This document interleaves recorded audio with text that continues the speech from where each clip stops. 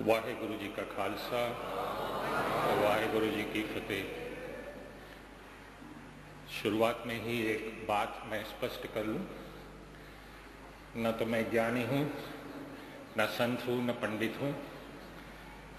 मैं बिल्कुल आप जैसा ही एक बहुत ही सीधा साधा इंसान हूं और मेरे पर जो कुछ भी गुरु कृपा हुई है, इससे भी बढ़कर बड़ी गुरु कृपा आप सब पर भी हो सकती है। इसलिए मैं आपसे अर्ज करूं कि मेरी ये जो आप प्रीति की दास्तान है, जिसको मैं कहानी नहीं कहता, क्योंकि कहानी तो काफ़ी इमेजिनरी भी होती है और ये तो बिल्कुल आप बीती है, सच्ची दास्तान है, जिसके बारे में करीबन 2 साल से अखबारों में, टीवी में बहुत जिक्र होता रहा है, लेकिन मैं खुद इसकी पब्लिसिटी से, लोगों को बताने से दूर रहता था, क्योंकि मैंने भी इंतज़ार करना था कि कैंसर कहीं वापस तो नहीं आ जाएगा। और गुरु जब कैंसर जैसी बीमारी वापस ले लेते हैं, वो फिर से लौट कर नहीं आती। इसका एहसास मुझे हुआ, क्योंकि मेडिकल साइंस में तो लिखा है कि cancer never leaves you, it can return after 6 months, या तो 1 साल के बाद भी वापस आ सकता है, जिसे रिलैप्स कहते हैं मेडिकल लैंग्वेज में। अभी रेमिशन का स्टेज भी पूरा हो गया है, अभी तो 3 साल हो चुके हैं। और जो डॉक्टर मुझे ये कहते थे कि मैं 15 दिन में ख़त्म होने वाला हूँ, वही डॉक्टर ने मुझे लिखकर सर्टिफिकेट दिया है, जो आपको मैं पढ़कर सुनाऊंगा। बहुत सारी तस्वीरें भी हैं, जिन्होंने डॉक्टर ने कहा है लिखकर अपने ही लेटर पैड पर, अपने ही हस्ताक्षर में, कि जब से वासु भारद्वाज जी हरमंदिर साहब में अखंड पाठ और अरदास करके वापस आए हैं, तब से उनके शरीर में हमने कहीं भी कैंसर पाया नहीं है।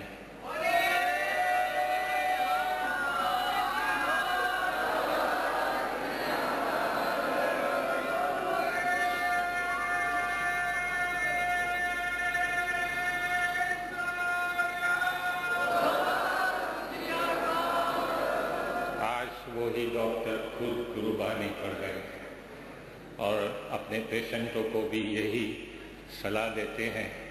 मैं तो एक सामान्य डॉक्टर हूँ, श्री गुरु ग्रंथ साहिब जी सबसे बड़े डॉक्टर हैं।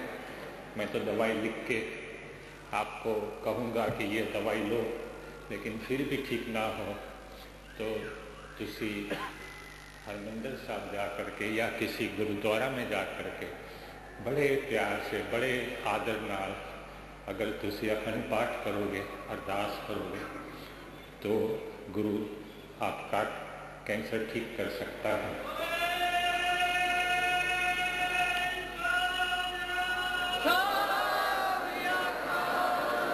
ये डॉक्टर का नाम है डॉक्टर के.सी. शाह, जिसका लेटर मैं अंत में पढ़कर सुनाऊंगा।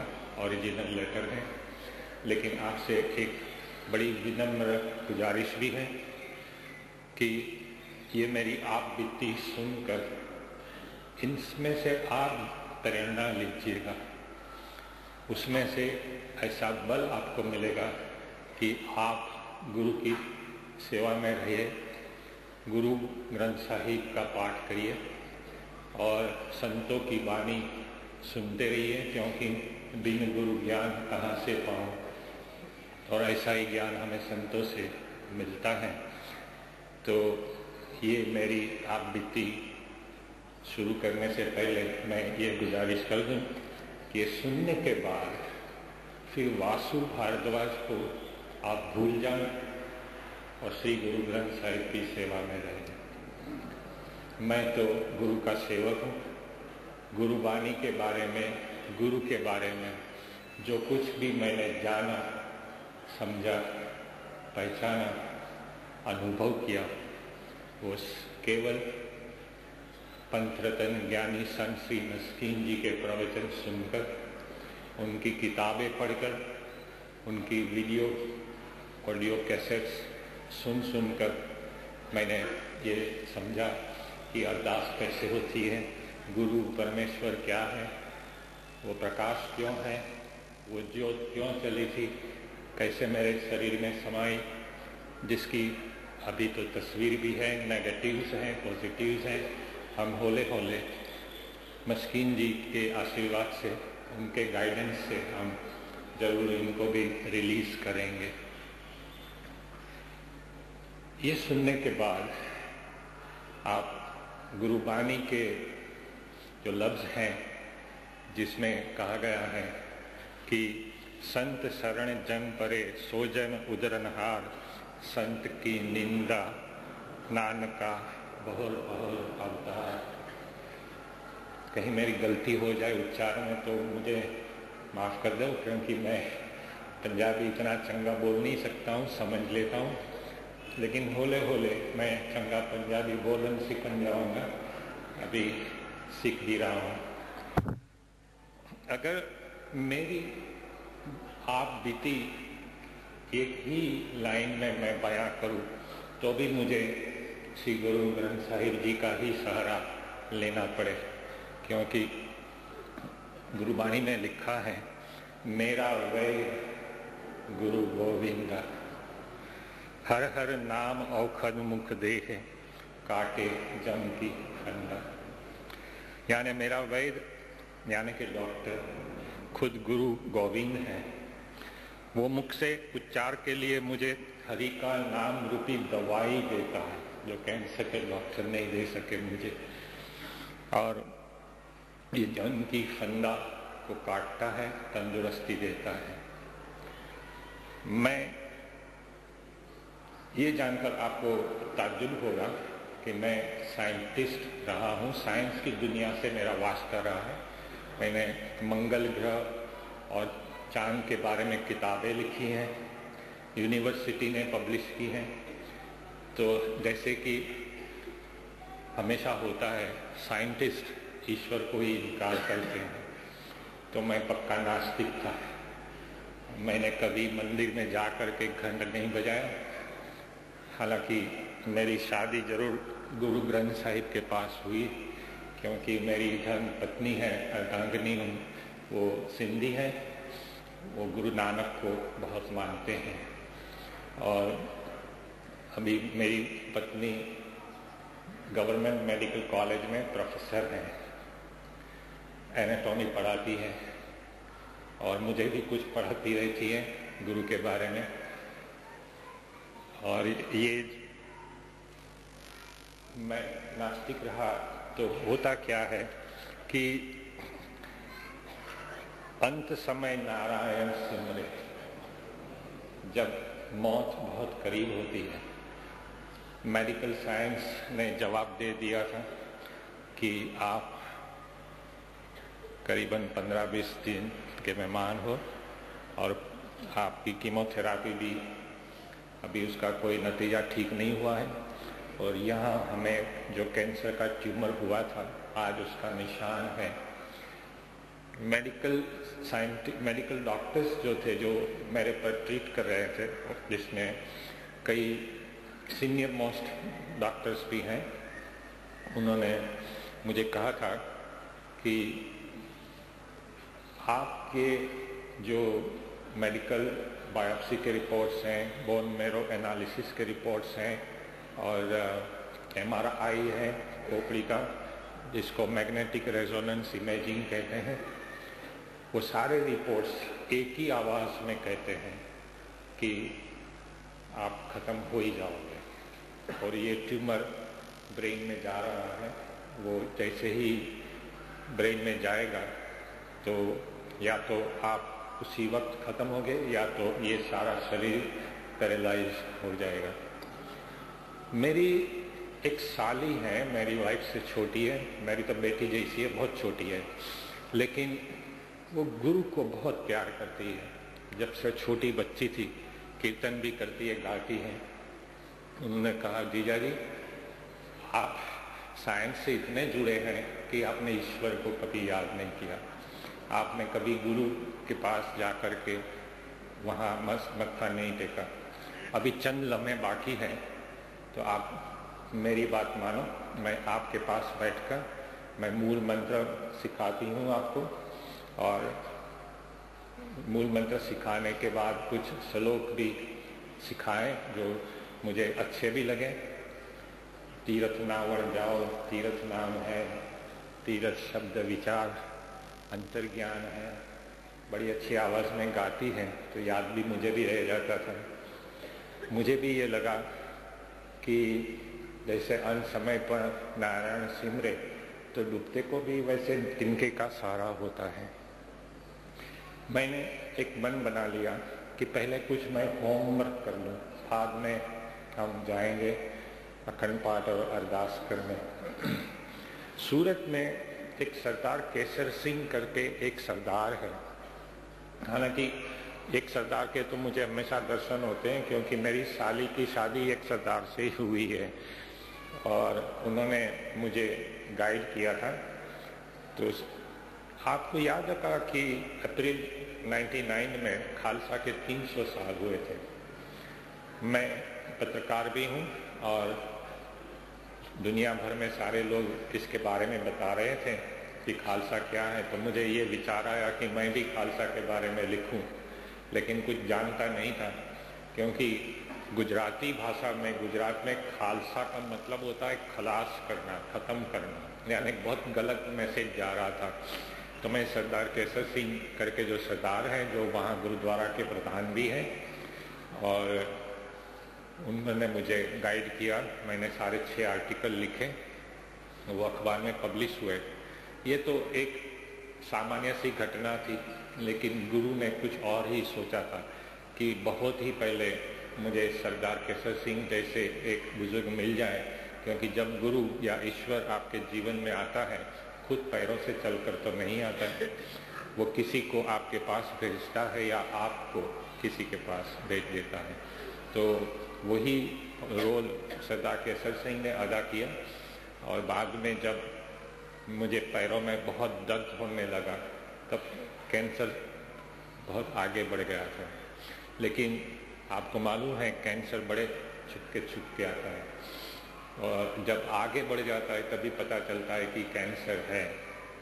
लेकिन मेरा केस बिल्कुल अजीब सा था, क्योंकि ये कैंसर, ये राइट ईयर है, ये दाहिना जो कान है, वो कान में जो नर्व्स होते हैं सुनने के लिए, और उसमें कोकलिया नाम का एक बोनी स्ट्रक्चर यानी हड्डी का बना हुआ एक स्ट्रक्चर होता है, जिससे हम आवाज़ अपनी ब्रेन में सुन सकते हैं, रजिस्टर कर सकते हैं।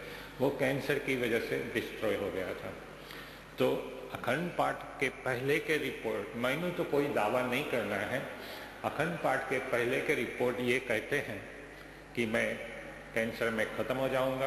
अखंड पाठ के सारे रिपोर्ट्स जो मेरे पास यहाँ मौजूद है, वो कहते हैं कहीं कैंसर नहीं है। शुरुआत कुछ इस तरह से होती है कि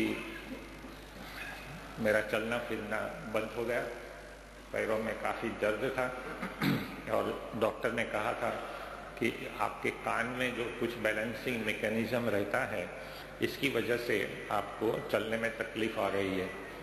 अभी भी पता नहीं था, डायग्नोसिस नहीं हुआ था कैंसर का। तो मैंने तो कान की ट्रीटमेंट करवानी शुरू कर दी, और मैं तो डॉक्टरों के नाम भी दे सकता हूँ।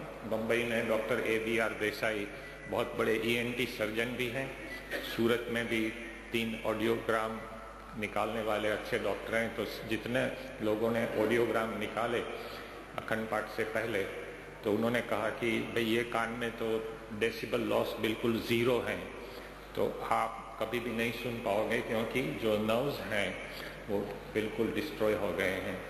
हालांकि ये मेडिकल फैक्ट भी है कि जब नर्व डिस्ट्रॉय हो जाते हैं तो वो रिवाइव नहीं होते। तो मैंने तो स्वीकार कर लिया कि भाई मैं इसी तरह जिंदगी जीऊँगा। बाद में जब हम चलते चलते गिर जाते थे तभी डॉक्टर को ये डाउट हुआ कि कहीं हड्डी में भी कोई प्रॉब्लम है। तो अगस्त 2001 में डॉक्टरों ने कहा कि भाई आपके बोन मैरो एनालिसिस हम करेंगे, फिर बाद में MRI भी करेंगे।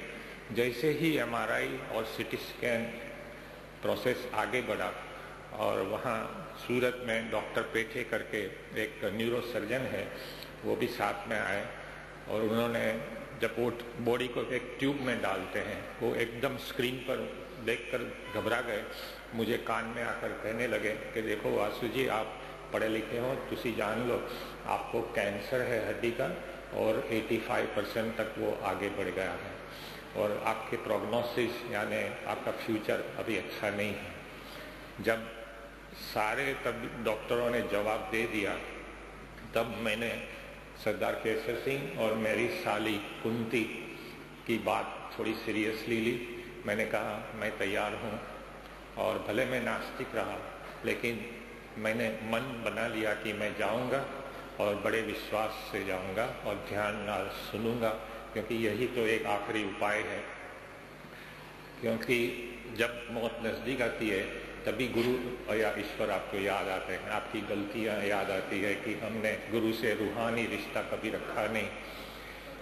तो बाद में डॉक्टर के कहने पर हमने ये स्वीकार किया कि जब हम अखंड पाठ करके वापस आएंगे हरमंदिर साहब से तब हम स्टेम सेल ट्रांसप्लांट करेंगे। गुजरात गवर्नमेंट के हेल्थ मिनिस्टर भी इसमें दिलचस्पी ले रहे थे, क्योंकि मैं भी बहुत वहाँ लोगों मुझे पत्रकार के रूप में भी पहचानते सारे लोग, मिनिस्टर्स भी, और हमने तैयारी कर ली। केसर सिंह साहब ने हमारे डॉक्टर केसी साहब से बात भी कर ली कि करीबन 22 लाख का खर्चा है और आपका स्टेम सेल ट्रांसप्लांट का जो खर्चा होगा वो हम उठाएंगे, हम सेवा करेंगे। मैंने कहा पापा जी आप क्यों ऐसा करोगे, मैंने ये अच्छा नहीं लगता है। वो घर पर तो 7 लाख रुपए लेकर भी आ गए थे, वो मैंने वापस लौटा दिए। मैंने कहा पैसे का सवाल नहीं है, तुसी कोई ऐसा रास्ता दिखाओ कि मेरा कैंसर ठीक हो जाए, या तो अगर ऊपर जाना ही है तो मैं जल्दी से चला जाऊं, क्योंकि घर वालों को भी बहुत परेशानी होती है, मुझे भी बहुत पेन होता है, मैं तो जिंदगी हार चुका था। तो सरदार केसर सिंह ने कहा कि देखो आप बड़े प्यार से मुझे पापा जी कहकर इतना सम्मान देते हो, तो मैं तो आपको आदेश दूंगा कि आपको हरमंदिर साहब जाना चाहिए। तो मैंने उनकी बात मान ली और उन्होंने शाम को ही आकर के हमारे हाथ में टिकट रख दिया, एयर कंडीशन फर्स्ट क्लास का आने जाने का। तो मैं, मेरी साली, मेरी वाइफ, मेरी बेटी, मेरे साले तक भी बेटी, हमने तैयारी कर ली। मुझे स्ट्रेचर में उठा करके गोल्डन मेल में बिठाया गया, हालांकि मैं चल नहीं पाता था। तो वो सूरत में रात को 1:15 बजे आती है। वो केसर सिंह साहब कुछ छोड़ने आए, वहाँ पर बहुत रो रहे थे। शायद यही उन्होंने सोचा कि Vasu ji is going as a person but may come back as a cargo and he may die at Harmandir Sahib. यहाँ वो दिन याद है, सामने ही श्री अर्जुन देव निवास में 16 नंबर के कमरे में प्रेसिडेंट बाडुंगर साहब ने मुझे एकोमोडेशन दिया था। और यहाँ के लाइजन ऑफिसर है सरदार बेदी साहब, शायद यहीं कहीं बैठे भी होंगे। उन्होंने बहुत ही मुझे हेल्प करी और उन्होंने कहा कि इमरजेंसी बेसिस पर हम आपका अखंड पाठ रखवा रहे हैं। वैसे तो 9 महीने की कट ऑफ लाइन चल रही है। मैंने कहा कि जरा जल्दी करो, क्योंकि कल वक्त कम था, आज तो जिंदगी भी कम है, तो आप जल्दी से अखंड पाठ नहीं करोगे तो हम तो वैसे ही गुरु के प्यारे हो जाएंगे। लेकिन मैं हंसता रहता था ताकि मेरे परिवार वाले रोए नहीं।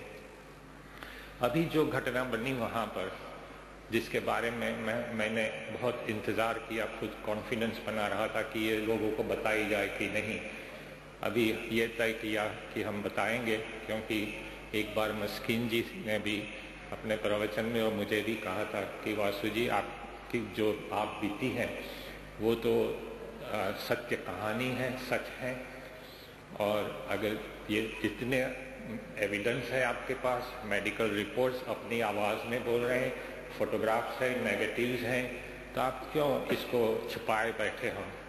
केसर सिंह साहब ने भी यही कहा कि दूसरों को प्रेरणा मिले, इसलिए आपको ये सारी चीज़ें बतानी चाहिए। मेरे दिमाग में यही आया कि मैं बताऊं, लेकिन कोई टेढ़े दिमाग वाले भी तो होते हैं, शायद कुछ गुरु के बारे में ऐसी बात कर ले तो मेरे गुरु की तौहीन हो जाएगी। और वो जो तस्वीर है, जो लाइट चली थी, अगर वो वैसे ही मैं पिक्चर पोस्ट कार्ड की तरह डिस्ट्रीब्यूट कर दूं तो उसका कमर्शियल यूज़ भी होता है। अखबार वो में इश्तिहार, कोई मोमबत्ती बनाने वाली फैक्ट्री है तो उसके मालिक ही एडवर्टीजमेंट में वो मोमबत्ती वाली तस्वीर छाप देंगे और कहेंगे हमसे गुरु की दिव्य ज्योत वाली मोमबत्ती खरीद लो। तो मेरा गुरु बिकाऊ नहीं है, मैं ऐसा नहीं होने दूंगा।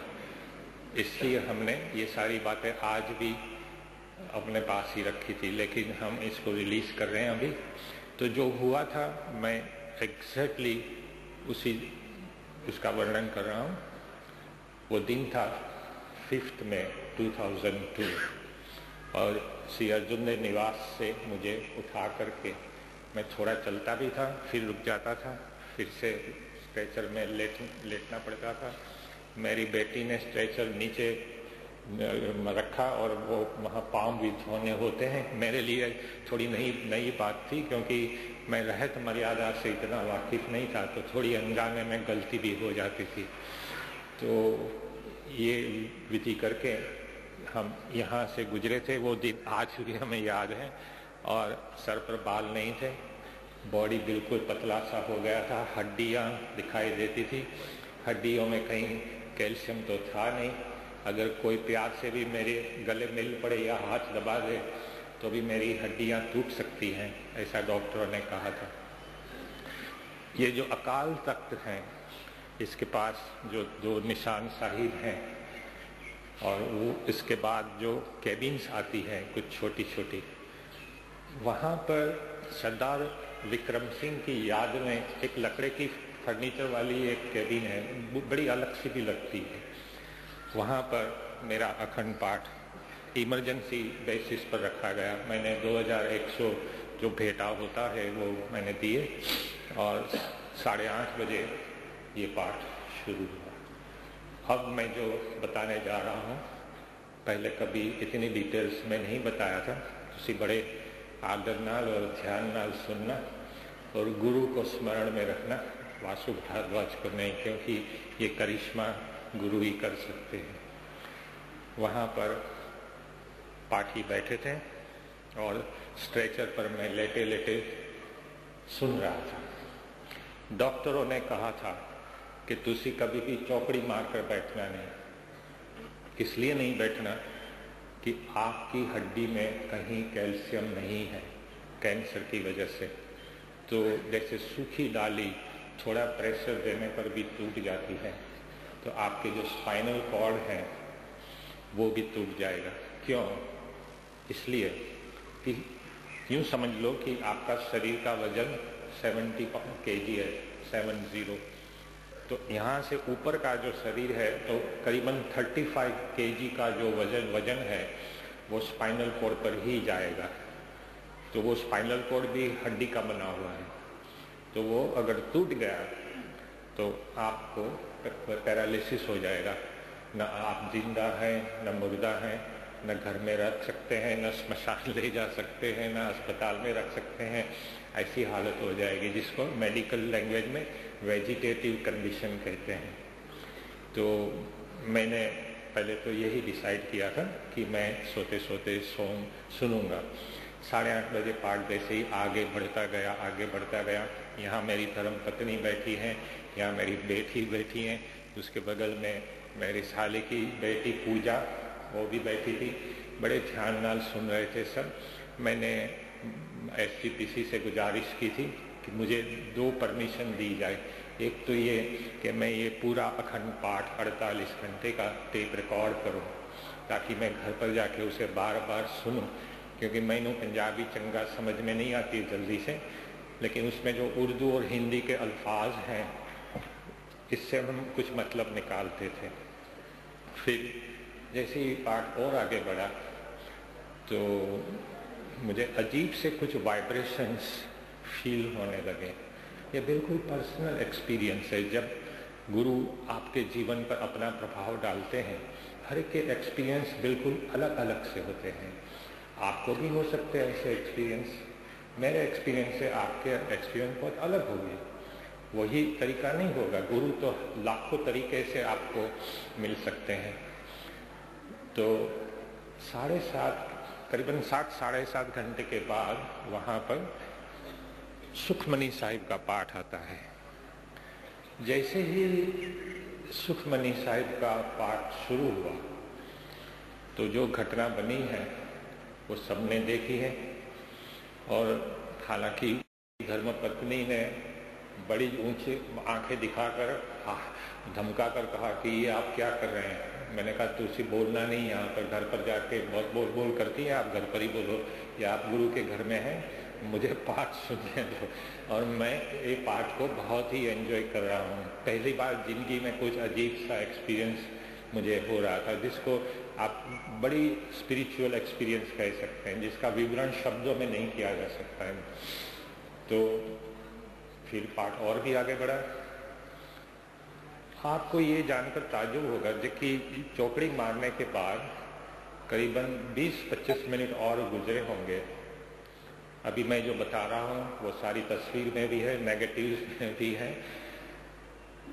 गुरु ग्रंथ साहिब के सेंटर में से, right in the centre of Shri Guru Granth Sahib जी, हालांकि गुरु तो खुद ही प्रकाश है, हम उन्हें प्रकाश कहते हैं, और परमात्मा भी खुद प्रकाश है, ज्ञान का प्रकाश कह लो।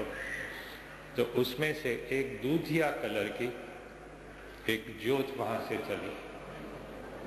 पता नहीं मेरी बेटी को कैसे क्या ख्याल आ गया कि पापा इतने अच्छे भी लगते हैं, चेहरा भी थोड़ा बदला हुआ है, मम्मी के पास बैठे हैं, और मेरे साले की बेटी पूजा भी वहीं बैठी है। तो एक यादगिरी के रूप में मेरी बेटी को ये ख्याल आया। उस वक्त तो वो 17 साल की थी, अभी डॉक्टरी पढ़ रही है। तो उन्होंने कैमरा उठाया और जल्दी से तस्वीरें लेने लगी, और करीबन 6-7 तस्वीर जल्दी से ले ली। ये भी एक अजीब सी बात है कि उसका तस्वीर लेना और वो लाइट का प्रकट होना एक ही टाइम पर हुआ, और वो तस्वीर में सारी घटना कैद हो गई।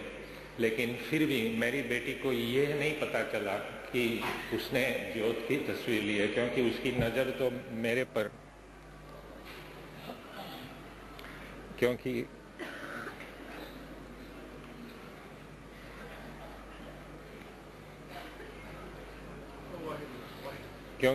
नहीं, आवाज नहीं आ रही।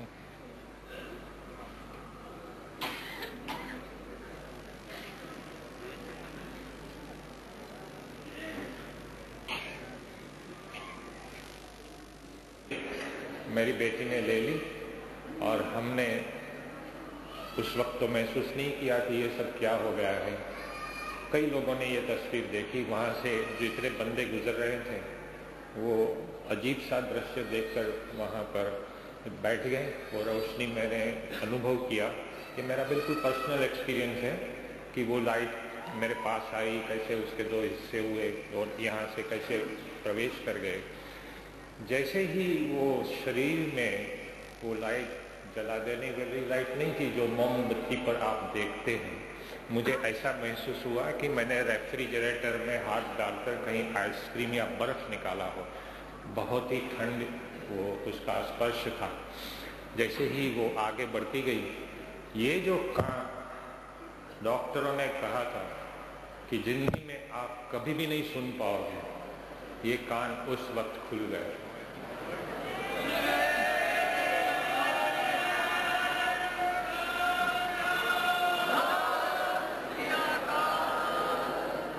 भी वो खुला है, और हर 3 महीने इसकी टेस्ट भी होती है, और ऑडियोग्राम में लिखा जाता है, डॉक्टर लिखते हैं कि ये कान बिल्कुल नॉर्मल है, और मुझे आज भी बहुत स्पष्ट सुनाई देता है। और यहाँ पर जो ट्यूमर मुझे कैंसर का परेशान करता, जिसकी वजह से मुझे बहुत ही सरदर्द रहता था, जिसको माइग्रेन हेडेक कहते हैं, उस वक्त, उस दिन से वो माइग्रेन हेडेक के लिए मुझे मॉर्फिन के इंजेक्शन लेने पड़ते थे। काफ़ी खतरनाक होता है मॉर्फिन, क्योंकि उसकी आदत हो जाती है फिर। लेकिन उस दिन से ये मेरा सरदर्द खत्म हो गया। अब मेरी धर्मपत्नी ऊंची आवाज़ में मुझे डांटे तो भी मेरा सरदर्द मुझे अनुभव नहीं होता है। और फिर हम 48 घंटे बैठने का निश्चय कर लिया। मैंने इतना ये पाठ को एंजॉय किया, मैंने मेरी धर्मपत्नी को कहा कि मैं आपकी आवाज़ सुनना ही नहीं चाहता हूँ। आपको अगर इंटरेस्ट नहीं है तो तुसी दौड़ परे हो जाओ। और बेटी को कहा कि मेरे लिए कोई सॉलिड फूड लाना नहीं, और पानी में नींबू और शहद डाल करके एक बोतल यहाँ रख दो। जब मुझे 5 गिलास पीने की प्यास लगेगी तब मैं केवल 5 घूंट इसमें से पीऊंगा, so that it meets my water requirement, ताकि वहाँ फ्रेश होने के लिए उठकर कहीं जाना पड़े नहीं, क्योंकि ये अखंड पाठ है जो खंडित नहीं हो सकता। अगर मैं यहाँ से उठा तो इतना पाठ में मिस कर जाऊंगा। तो मैं वहाँ बैठा रहा। आपको ये जानकर भी ताज्जुब होगा कि 48 घंटे के बाद हम खुद अपने ही पैरों पर खड़े हुए।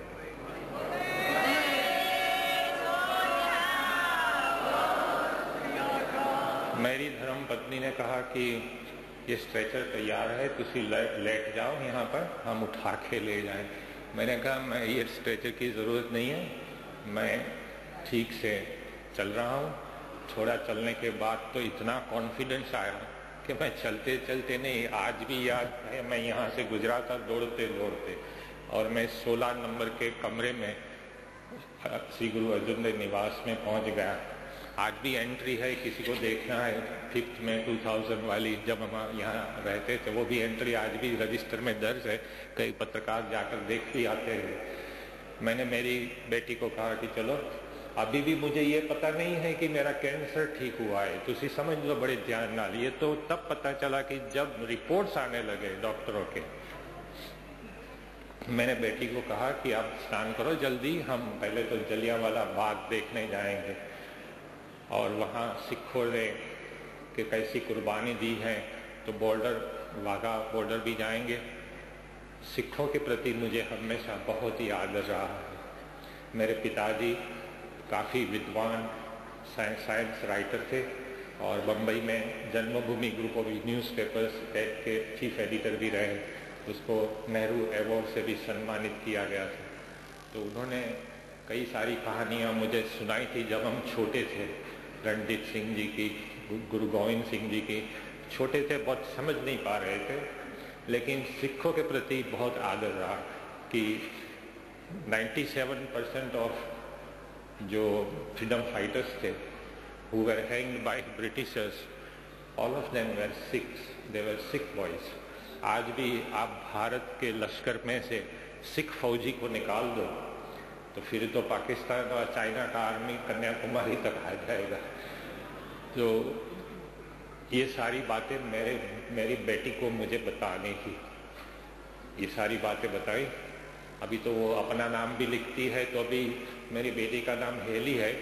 अभी मैं पूछता हूँ आपका नाम क्या है, तो कहती है हेली कौर।